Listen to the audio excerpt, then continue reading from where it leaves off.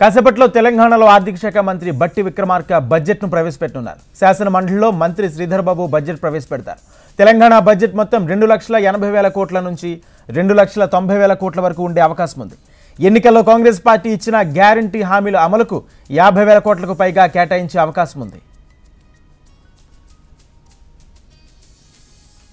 గత ఏడాది 2023-24 రాష్ట్ర బడ్జెట్లో కేంద్రం ఇచ్చే గ్రాంట్ల కింద 41,259 కోట్లు వస్తాయని రాష్ట్ర ప్రభుత్వం అంచనా వేయగా 13,953 కోట్లు వచ్చాయి.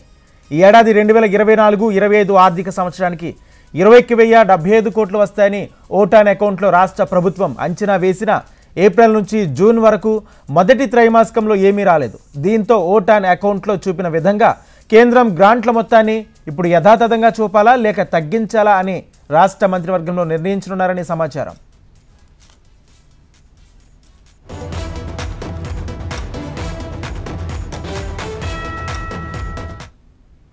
కాసేపట్లో తెలంగాణలో ఆర్థిక శాఖ మంత్రి బట్టి విక్రమార్క బడ్జెట్ను ప్రవేశపెట్టనున్నారు. శాసన మండలిలో మంత్రి శ్రీధర్ బాబు బడ్జెట్ను ప్రవేశపెడతారు. తెలంగాణ బడ్జెట్ మొత్తం 2,80,000 కోట్ల నుంచి 2,90,000 కోట్ల వరకు ఉండే అవకాశం ఉంది. ఎన్నికల్లో కాంగ్రెస్ పార్టీ ఇచ్చిన గ్యారంటీ హామీల అమలుకు 50,000 కోట్లకు పైగా కేటాయించే అవకాశం ఉంది.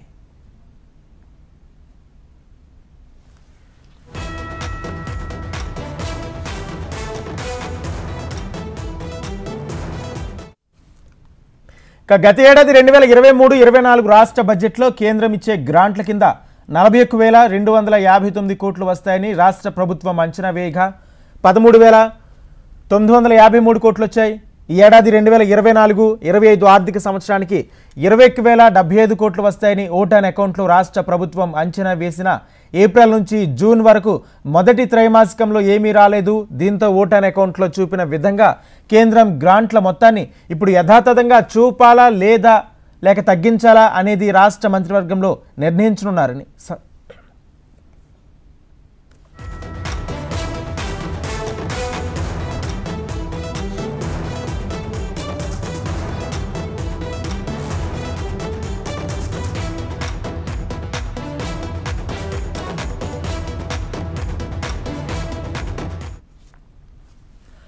కాసేపట్లో తెలంగాణలో ఆర్థిక శాఖ మంత్రి బట్టి విక్రమార్క బడ్జెట్ను ప్రవేశపెట్టనున్నారు. శాసన మండలిలో మంత్రి శ్రీధర్ బాబు బడ్జెట్ను ప్రవేశపెడతారు. తెలంగాణ బడ్జెట్ మొత్తం 2,80,000 కోట్ల నుంచి 2,90,000 కోట్ల వరకు ఉండే అవకాశం ఉంది. ఎన్నికల్లో కాంగ్రెస్ పార్టీ ఇచ్చిన గ్యారంటీ హామీల అమలుకు 50,000 కోట్లకు పైగా కేటాయించే అవకాశం ఉంది.